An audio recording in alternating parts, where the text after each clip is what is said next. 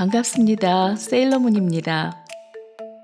오늘 골든보이스에서 낭독할 작품은 운수 좋은 날로 유명한 사실주의 문학의 거장 현진건 선생의 삐사감과 러브레터입니다.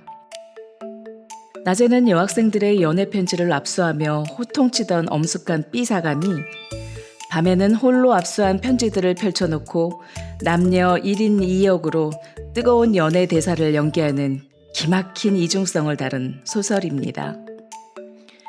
100년 전 엄격한 사회 간섭에 억압된 인간의 본능과 지독한 외로움을 날카로운 아이러니와 해악으로 그려낸 명작 속으로 여러분을 초대합니다.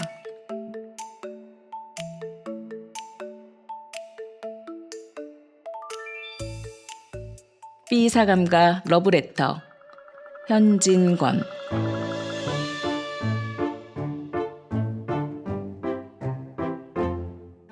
C여학교에서 교원 겸 기숙사 사감 노릇을 하는 B여사라면 딱장대여 독신주의자여 찰진 야속꾼으로 유명하다. 40에 가까운 노처녀인 그는 주근깨 투성이 얼굴이 처녀다운 맛이란 약에 쓰려도 찾을 수 없을 뿐인가 시들고 거칠고 마르고 누렇게 뜬 품이 곰팡스런 굴비를 생각나게 한다. 여러 겹 주름이 잡힌 헐렁 벗겨진 이마라든지 수치 적어서 법대로 쪽지거나 틀어 올리지를 못하고 엉성하게 그냥 빗겨 넘긴 머리, 꼬리가 뒤통수에 염소똥만하게 붙은 것이라든지 벌써 늙어가는 자체를 감출 길이 없었다. 뾰족한 입을 앙다물고 돋보기 너머로 쌀쌀한 눈이 노릴 때엔 기숙생들이 오싹하고 몸소리를 치릴 만큼 그는 엄격하고 매서웠다. 이 B여사가 직업을 하다시피 싫어하고 미워하는 것은 소위 러브레터였다. 여학교 기숙사라면 의뢰의 그런 편지가 많이 오는 것이지만 학교로도 유명하고 또 아름다운 여학생이 많은 탓인지 모르되 하루에도 몇 장씩 죽노니 사느니 하는 사랑 타령이 날아 들어왔었다. 기숙생에게 오는 사신을 일일이 검사하는 터이니까 그따위 편지도 물론 B여사의 손에 떨어진다. 달짝지근한 사연을 보는 족족 그는 더할 수 없이 흥분되어서 얼굴이 불구락 푸르락 편지 든 손이 발발 떨리도록 성을 낸다. 아무 까닭 없이 그런 편지를 받은 학생이야말로 큰 재변이었다. 하악하기가 무서웠게 그 학생은 사감실로 불려간다. 분해서 못 견디겠다는 사람 모양으로 새근새근하며 방 안을 왔다 갔다 하던 그는 들어오는 학생을 잡아먹을 듯이 노리면서 한 걸음 두 걸음 코가 맞닿을 만큼 바싹 다가들어서 딱 마주선다. 웬 영문인지 알지 못하면서도 선생의 기색을 살피고 겁부터 집어먹은 학생은 한동안 어쩔 줄 모르다가 간신히 목이만한 소리로 저를 부르셨어요? 라고 묻는다. 그래, 불렀다. 왜? 팍 무는 듯이 한마디 하고 나서 매우 못마땅한 것처럼 교의를 우당퉁탕 당겨서 철썩 주저앉았다가 학생이 그저 서 있는 걸 보면 장승이냐? 왜 앉지를 못해? 하고 또 소리를 빽 지르는 법이었다. 스승과 제자는 조그만 책상 하나를 세두고 마주 앉는다. 앉은 뒤에도 네 지상을 네가 알지? 하는 것처럼 아무 말 없이 눈길로 쏘기만 하다가 한참 만에야 그 편지를 끄집어내어 학생의 코앞에 동댕이를 치며 이건 누구한테 오는 거냐? 하고 문초를 시작한다. 앞장에 제 이름이 쓰였는지라 저한테 온 것이야요 하고 대답하지 않을 수 없다. 그러면 발신인이 누구인 것을 재쳐 묻는다. 그런 편지의 항용으로 발신인의 성명이 똑똑치 않기 때문에 주저주저 하다가 자세히 알 수 없다고 내대일 양이면 너한테 오는 것을 네가 모른단 말이냐? 고 불호령을 나린 뒤에 또 사연을 읽어보라 하여 무심한 학생이 나직하나마 꿀같은 구절을 입술에 올리면 B여사의 역정은 더욱 심해져서 어느 놈의 소위인 것을 기어이 알려 한다. 기실 보도 듣도 못한 남성의 한 노릇이요 자기에게는 아무 죄도 없는 것을 변명하여도 고지 듣지를 않는다. 바른 대로 아래어야 망정이지 그렇지 않으면 퇴학을 시킨다는 등 제 이름도 모르는 여자에게 편지할 리가 만무하다는 등 필연 행실이 부정한 일이 있었으리라는 등 하다못해 어디서 한번 만나기라도 하였을 테니 어찌해서 남자와 접촉을 하게 되었냐는 등 자칫 잘못하여 학교에서 주최한 음악회나 바자에서 혹 보았는지 모른다고 졸리다 못해 주워댈 것 같으면 사내의 보는 눈이 어떻더냐, 표정이 어떻더냐, 무슨 말을 건네더냐, 미주알 고주알 캐고 파며 얼르고 볶아서 넉넉히 10년 감수는 시킨다.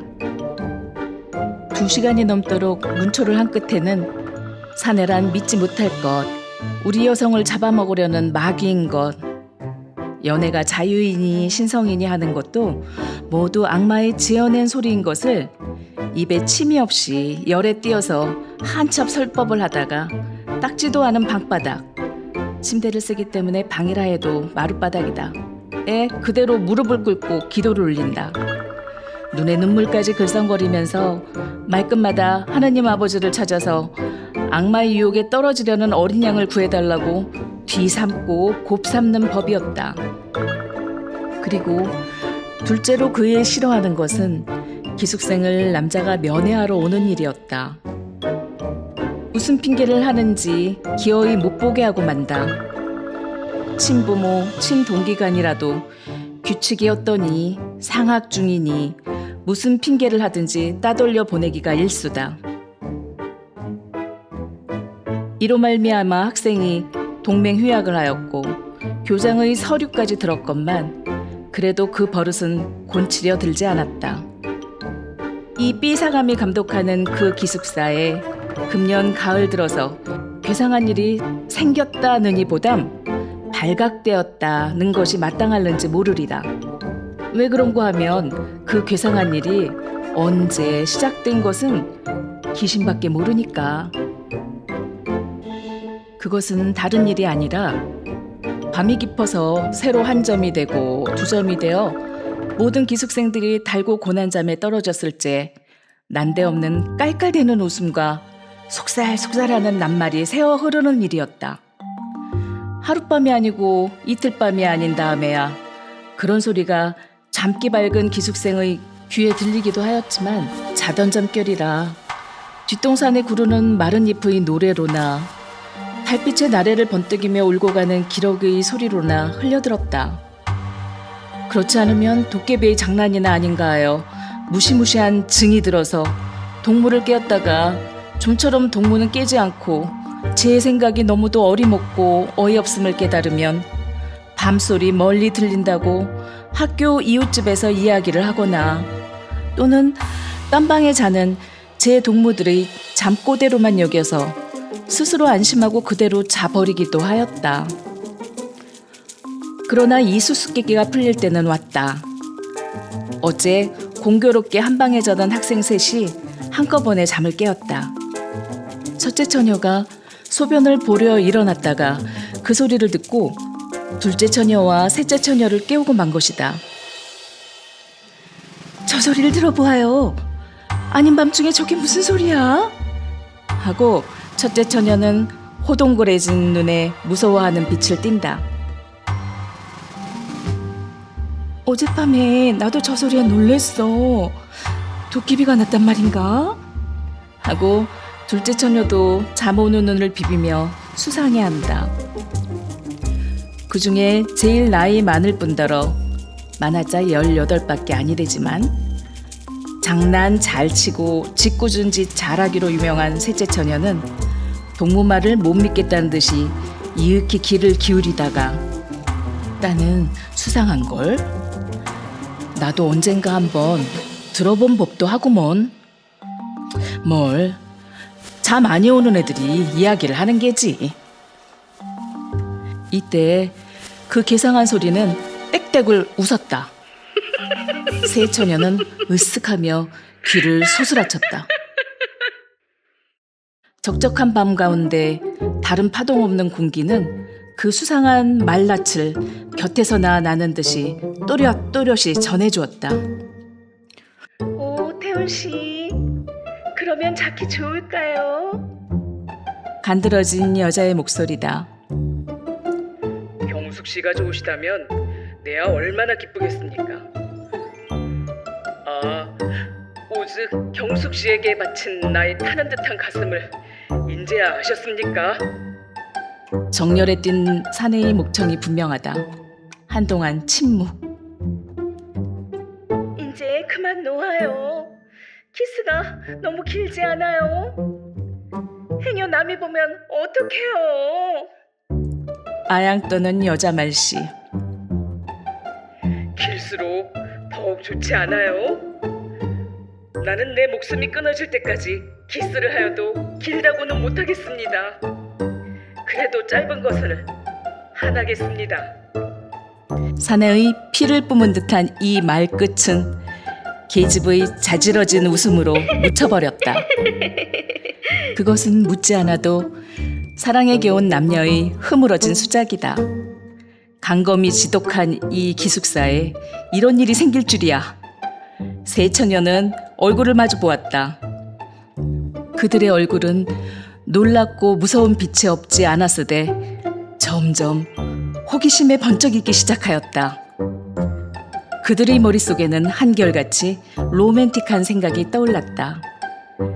이 안에 있는 여자 애인을 보려고 학교 근처를 뒤돌고 곰돌던 사내 애인이 타는 듯한 가슴을 걷잡다 못하여 밤이 이슥하기를 기다려 담을 뛰어넘은지 모르리라.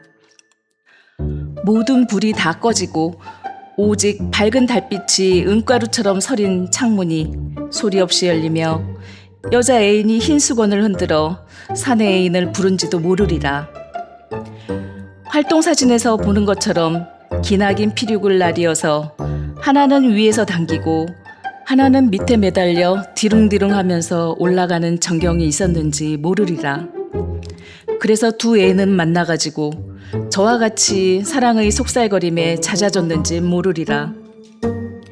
꿈결 같은 감정이 안개 모양으로 흐릿하게 무지개 모양으로 부시게 세 처녀의 몸과 마음을 휩싸돌았다.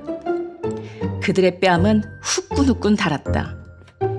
괴상한 소리는 또 일어났다. 난 싫어요. 난 싫어요. 당신 같은 사내는 난 싫어요. 이번에는 매몰스럽게 내어대는 모양. 나의 전사, 나의 하늘, 나의 여왕, 나의 목숨, 나의 사랑, 나를 살려주어요. 나를 구해주어요. 사내에 애를 조리는 간청. 우리 구경 가볼까? 짓궂은 셋째 처녀는 몸을 일으키며 이런 제의를 하였다.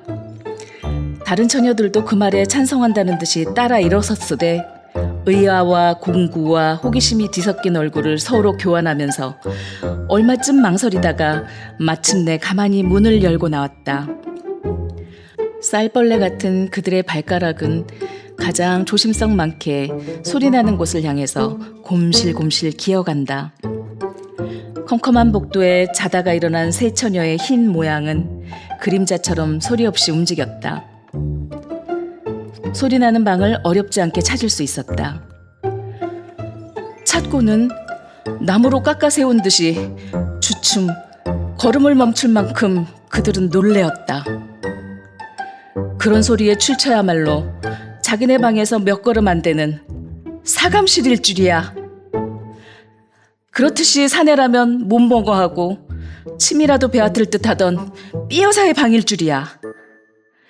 그 방에선 여전히 사내의 비두발괄하는 푸념이 되풀이하고 있다. 나의 천사, 나의 하늘, 나의 여왕, 나의 목숨, 나의 사랑, 나의 애를 말려 죽이실 테요. 나의 가슴을 뜯어 죽이실 테요. 내 생명을 맡으신 당신의 입술로. 셋째 처녀는 대담스럽게 그 방문을 빠꾸미 열었다. 그 틈으로 여섯 눈이 방 안을 향해 쏘았다. 이 어쩐 기괴한 광경이냐. 전등불은 아직 끄지 않았는데 침대 위에는 기숙생에게 온 소위 러브레터의 봉투가 너저분하게 흩어졌고 그 알맹이도 여기저기 두서없이 펼쳐진 가운데 삐어사 혼자 아무도 없이 제 혼자 일어났다 앉았다 누구를 끌어당길 듯이 두 팔을 벌리고 안경 벗은 근시안으로 잔뜩 한 곳을 노리며 그 굴비쪽 같은 얼굴에 말할 수도 없이 애원하는 표정을 짓고는 키스를 기다리는 것 같이 입을 쫑긋이 내어민 채 사내의 목청을 내어가면서 아깐 말을 중얼거린다. 그러다가 그 넋두리가 끝날 겨를도 없이 급작스럽게 앵돌아지는 신용을 내며 누구를 뿌리치는 듯이 연애 손짓을 하며 이번에는 톡톡 쏘는 계집애 음성을 지어 난 싫어요. 당신 같은 사내는 난 싫어요. 하다가 재물에 자지러지게 웃는다. 그러더니 문득 편지 한 장을 물론 기숙생에게 온 러브레터의 하나 집어들어 얼굴에 문지르며 정말 스미야요? 나를 그렇게 사랑하셔요? 당신의 목숨같이 나를 사랑하셔요? 나를? 이 나를? 하고 몸을 추스리는데 그 음성은 분명히 울음의 가락을 띄었다. 에그머니, 저게 웬일이야? 첫째 처녀가 소곤거렸다. 아마 미쳤나 보아. 밤중에 혼자 일어나서 왜 저러고 있을꼬? 둘째 처녀가 맞방맹이를 친다. 에구, 불쌍해. 하고 셋째 처녀는 손으로 고인 때 모르는 눈물을 씻었다.